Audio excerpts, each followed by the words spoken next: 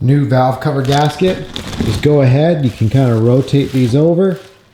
And again, remember, when you put in these gaskets, start with the loops, do the straights afterwards. Put the first 3 loops in, they give those to you. So that way you know exactly where the first 3 loops are. Then sink these in. After we sink these in and we know they're good,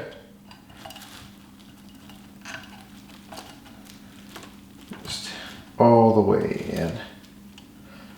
It can be a little bit tight, which is good. That's what we want.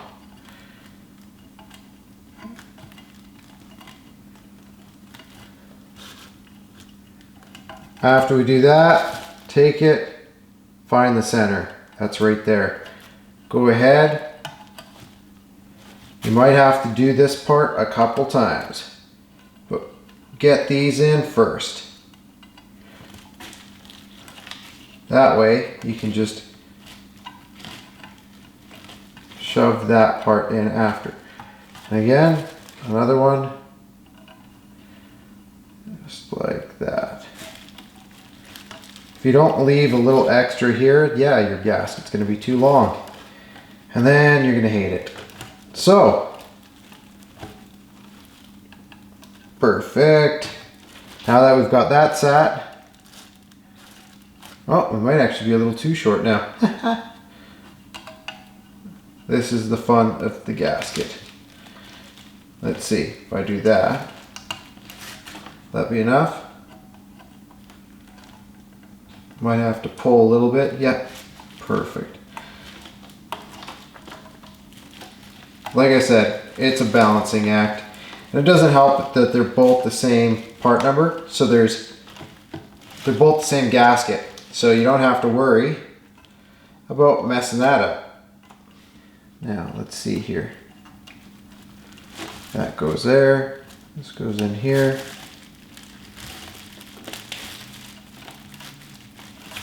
That's good. Let's see, is there any in here? Perfect.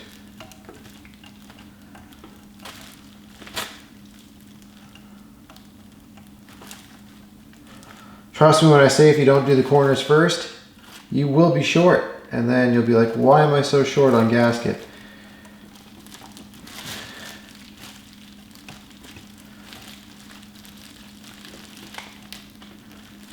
There we go, almost there.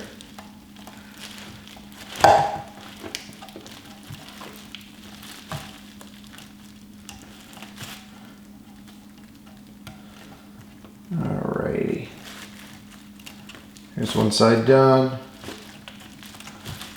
Perfect. Again, making sure the there's like thicker ribs on these and you have to make sure. See, look at this. We got a little bit extra here. We'll just do this. Then we just tuck that in.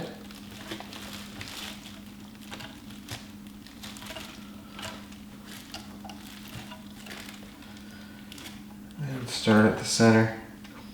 Might have to move this down to the other side, we'll see.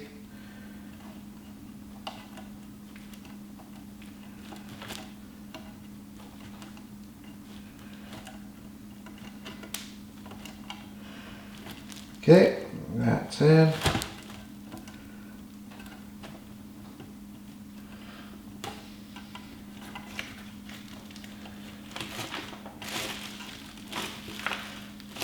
And now we pump this in.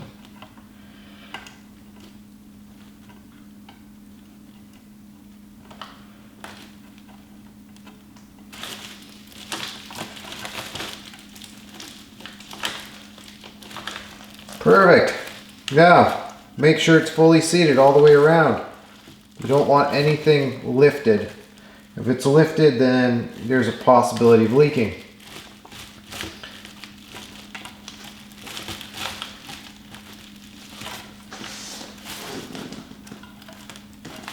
Perfect. There you go. 2 brand new valve cover gaskets installed.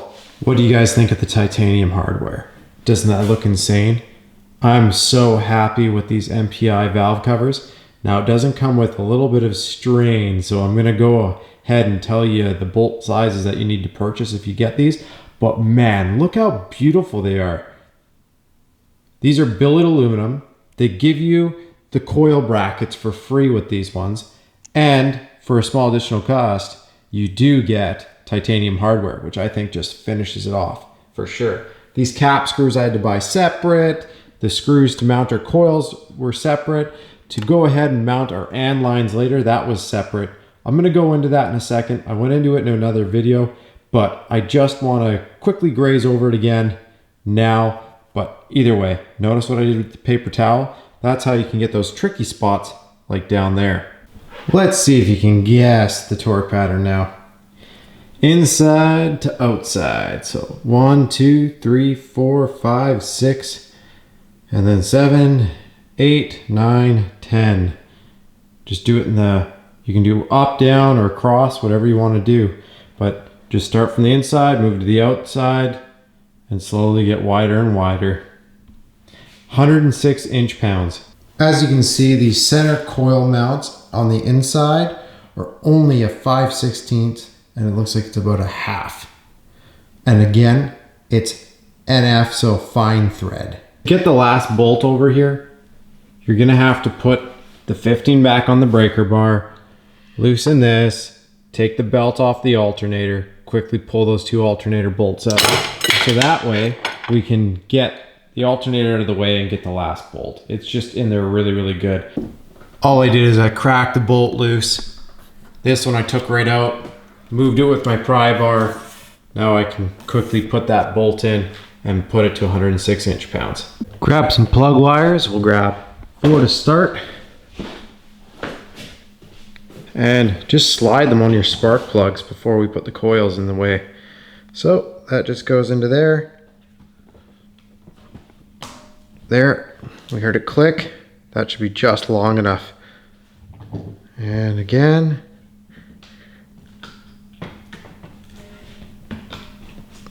Again, make sure you hear that click of it clicking onto the coil. And as you can see, they should just hang right here. Go ahead, put those on. Also, if you're like me and you have the socks, slide the socks on to protect them from the headers. After that, in the correct firing order, make sure you plug in that end of the coil, this end to the other side of the coil, lock in your safety, and tie these into 106 inch-pounds. Again, I purchased these screws separately. They do not come with it. And these were 1/4 by 1 inch cap screws and then added washers. 43 foot-pounds under the water pump, over and around the crank, over top of the idler, under the AC, and then leave it bundled right here. Add that tension, and then after that, put it over here and release. And that's it. Look at that. This side is officially ready for the fuse box to go back in. Pretty exciting stuff. All right, guys, you have to tell me, what line do you think looks better? This is the braided line. And then that is the push lock line. As you can see, there's the push lock, which I have coming off the manifold, which will be hidden basically by the braided. Now, one thing that I had to do was, I'm gonna show you. So here, I wanted to keep these close, and the problem is, which we'll see on this quick disconnect, I couldn't do that with this. So see how I did push lock and then it goes to the braided? So for these angles, I just did push lock and then it went braided. Now I decided with this one just to leave the push lock because it was such a short run, it seemed dumb to make a spot for leaking. So instead, all I did is I left it as one solid piece, and it doesn't look bad. I actually quite like it. Anyways, as you can see, I have it going to the braided line.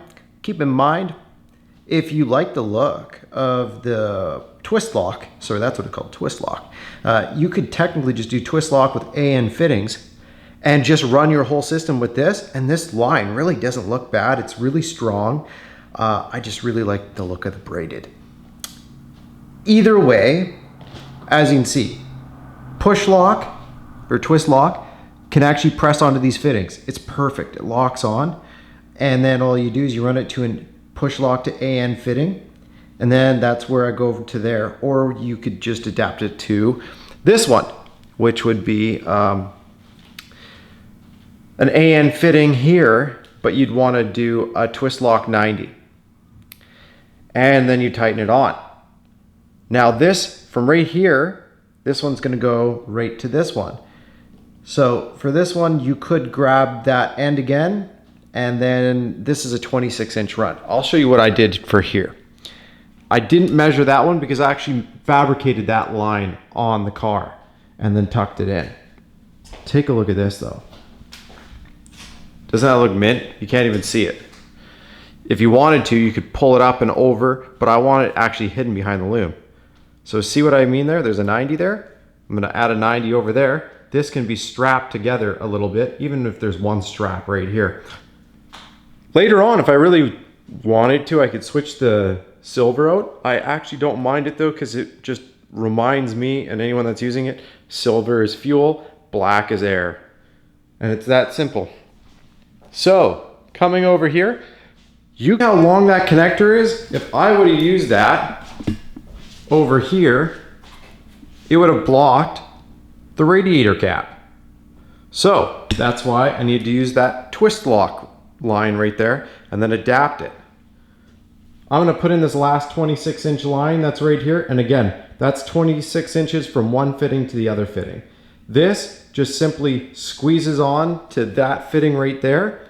And then that one simply ties on to right here. Just remember to use a little bit of Loctite as lubrication. And these fittings do not need to be tight. Like, you want to, of course, get in there and give it a nice little snug up and tighten it up. But do not go ham because they are aluminum fittings and you will melt them. Couple tie wraps are in. We'll turn these around to the back end so you won't even see them. And look at that. And again, I usually just do them tight enough, but not tight enough that you can't move them. Stand back and admire the valve covers. Holy smokes. A little bit of tape's on here. I'm gonna use a right angle fitting. All you do is line it up, and you can use your palm. Just start pressing it on. Yeah, just like that. If you look inside, you'll see the rubber is sealed. There's no way I can show you really, but yeah, on the inside, it's pressing against the threads. It's not past the threads, but it's sealed right up onto them. Next thing I do is I go here. I start to turn this in. I just want to get it started.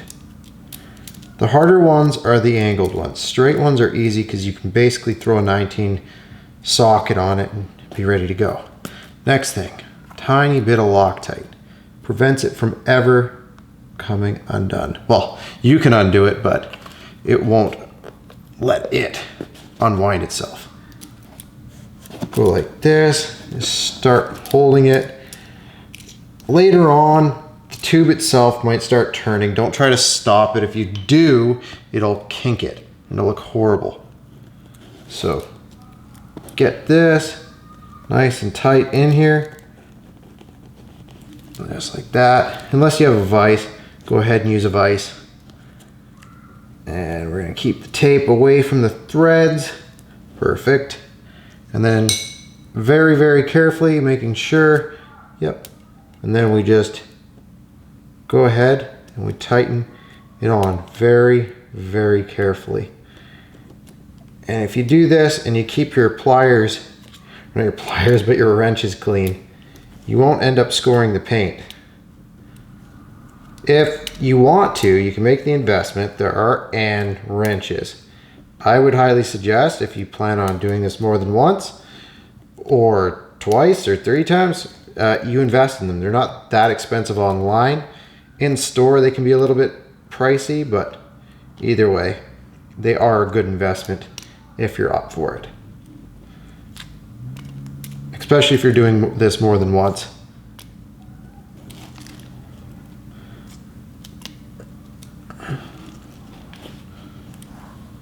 So the reason why you don't want to, like I said, you don't want to hold on to it too tight, because if you do, and again, this hose is going to turn a little bit, that's fine.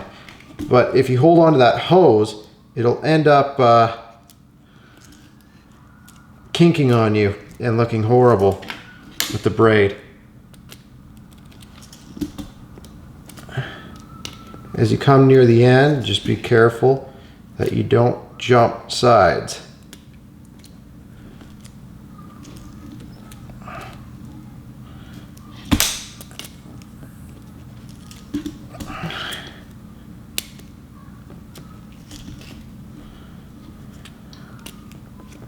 What you can do, again, at the very end is do a blow test. Just make sure.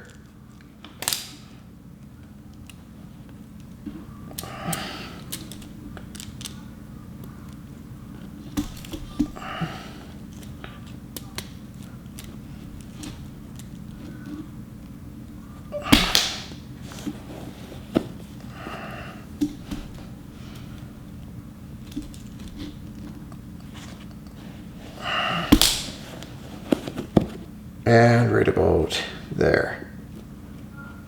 Perfect.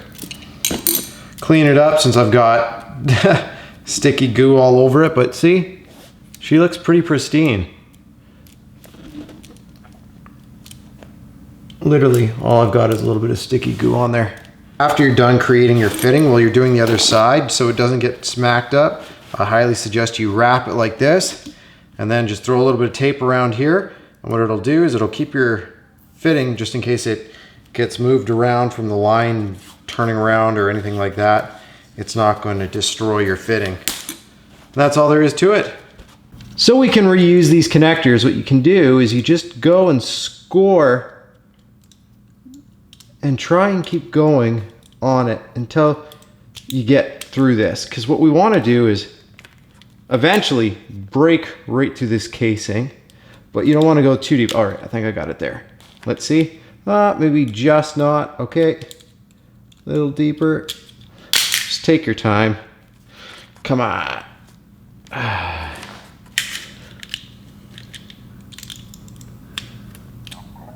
And let's see.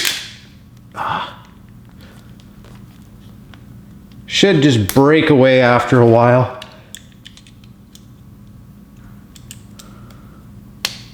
Okay, I can feel that we've hit the rib there. There. See how it just breaks out of the line? And look at that. You got yourself a good fitting. What we want to do with this fitting now is, this is a 3/8 barb. Now, if you needed a straight one, you'd use this. Well, guess what? On the other ends of these ones, you actually have other barbs that will be useful. So you can take this one. You can use a straight one. And then in other cases, there's the twisty or the 90-degree one, which I actually want the 90-degree ones. But either way, I wanted to show you this. After you have these, push one side into some of that push lock line. Again, or twist lock. Looks like that. Look at this. So now I have this, which will go to my dry sump tank, which I just squished that in as tight as I could. And this is 6-handed twist lock, and all you do is you squish it in and twist it around until it gets all the way flush with this little metal plate. It's literally that easy to make. And then it looks nice and like that. So now I'm gonna actually connect this before I even put my manifold in. So that way I just have to turn this and plug in to my dry sump tank, if that makes sense. So like I said, just cut your line to length. I'll actually measure this in a second and I'll give you the length of the line. Take a look at the finished result with those MPI valve covers. It's just insane. Now, you can go ahead and do this without, of course, this removed. I found it to be a little easier, but you can work around things if you really want to and don't want to remove your fuse box. I just had it out for the video, so that way it made things a little easier for me to film. Now, as if we take a look here, as we've gone through, you need the screws. The next thing that you can do is, I made the 6-hand lines for this in the video. If you don't want to mess around with you know, making the 6-an lines, but you want to do a little easier version, I'm going to post the one that I made for the intake, which was super easy, which was just I reuse these fittings and then I make twist lock lines. All you do is you have the fitting, slide it over, it goes down, and then you would get a twist lock to 6-an, and then when you have that, you can actually get a push lock to 6-an adapter that you can adapt to here, which is our MPT fitting, to 6-an. Now, by doing that, you don't have to do any of the vise work and stuff that I did. Personally, I went with the braided lines because look how good it looks. You can see it right there next to the twist lock. Either way, I did twist lock to a 6-an converter, and then I used the braided lines because you really do need to use these right angled fittings so that way you can bypass and not go right over your radiator. Anyways, that's a quick look at how I plumbed and did these valve covers. Really the only headache of doing them is you have to, of course, release your drive assembly and take the alternator a little bit out of the way, which is as simple as this bolt right here, so that way you can get that last bolt. That's basically it. Anyways, I hope this video helped you install your valve covers and shows you why I went with these ones. They just look so good. Thanks again for watching. Press like if it helped you out, subscribe for more, and definitely go check these guys out. I'm putting a link in the description. Just remember, if you ordered these valve covers, order the hardware at the same time. Also, a bonus little thing. If you want to, make sure you message them or mention that you want the titanium hardware. That's that nice shiny hardware that's holding on the valve covers if you want a little bit of titanium on your motor.